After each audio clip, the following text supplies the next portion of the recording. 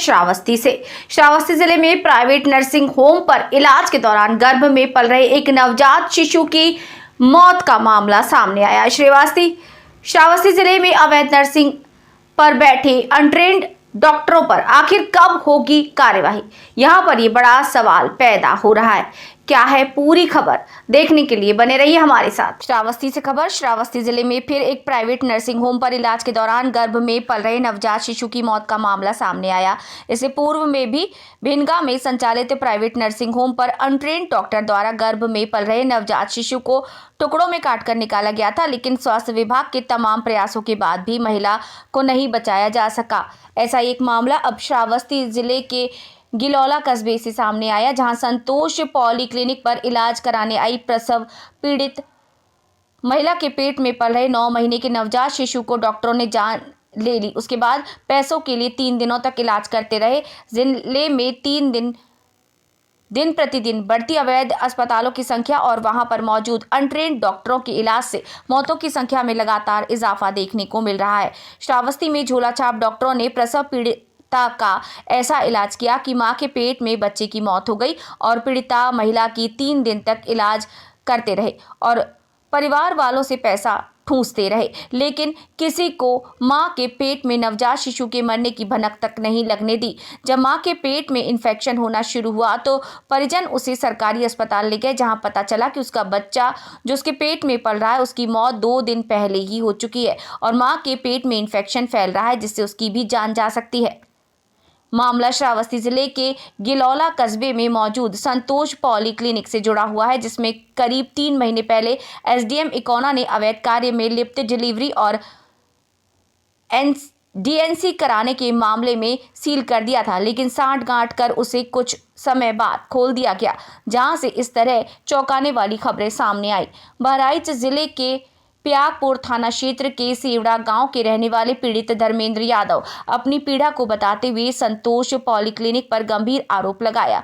उनकी पत्नी गर्भवती थी, उनके प्रसव के समय पूरा हो चुका था। अपनी पत्नी को गिलौला में मौजूद संतोष पॉलीक्लिनिक पर 30 दिसंबर को ले गया, जहां पर मौजूद डॉक्टरों ने पत्नी का 5 दिन में नॉर्मल प्रसव कराने की बात कही, जिसके बहकावे में पीड़ित परिवार आ गया। जिसके बाद प्रसव पीड़ा का पॉलीक्लिनिक पर मौजूद डॉक्टरों द्वारा दवा इलाज शुरू कर दिया गया। पति के अनुसार जब उसकी पत्नी का 30 दिसंबर को संतोष पॉलीक्लिनिक पर मौजूद अनट्रेन्ड डॉक्टरों के द्वारा इलाज किया गया तो उस समय उसकी पत्नी के पेट में बच्चे का मोमेंट होना खत्म हो गया, लेकिन उसके बावजूद 3 दिनों तक संतोष पॉलीक्लिनिक पर मौजूद डॉक्टरों द्वारा उसका इलाज किया जा रहा था और इलाज के नाम पर थोड़ा थोड़ा करके 25,000 रुपए से ऊपर ले लिया गया।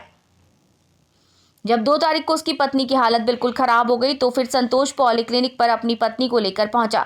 वहां पर मौजूद डॉक्टरों को हो रही समस्या के बारे में बताया तो फिर डॉक्टरों ने उसे गुमराह किया और उसकी पत्नी की फिर इलाज करने की बात कही तो पति को कुछ गड़बड़ लगी तो पति पत्नी का इलाज संतोष पॉलीक्लिनिक पर नहीं कराया और उसने सीधा गिलौला सामुदायिक स्वास्थ्य केंद्र पर वहां अपनी पत्नी को लेकर पहुंचा। उसकी पत्नी के पेट में पल रहे नवजात शिशु की मौत हो चुकी थी। उसकी पत्नी के पेट में इन्फेक्शन फैल रहा है, उसे तत्काल जिला अस्पताल ले जाया जाए और उसका इलाज वहां पर कराया जाए, नहीं तो उसकी पत्नी को कुछ भी हो सकता है। जिसके बाद पीड़ित पति अपनी पत्नी को श्रावस्ती मुख्यालय स्थित जिला अस्पताल ले गया, जहां पर उसकी पत्नी को मरी हुई बेटी पैदा हुई। इसके बाद पत्नी की जान बची। पीड़ित पति धर्मराज यादव ने अपनी मरी हुई बच्ची को न्याय दिलाने के लिए मुख्यमंत्री पोर्टल पर शिकायत दर्ज कराकर न्याय की गुहार लगाई। अब बड़ा सवाल ये उठ रहा है कि संतोष पॉलीक्लिनिक को अवैध पाते हुए पूर्व में इकोना के एसडीएम के द्वारा सील कर दिया गया, तो इस अस्पताल को दोबारा कैसे खोला गया? इसके आदेश पर खोला गया, जो फिर किसी की जान से खिलवाड़ कर लो।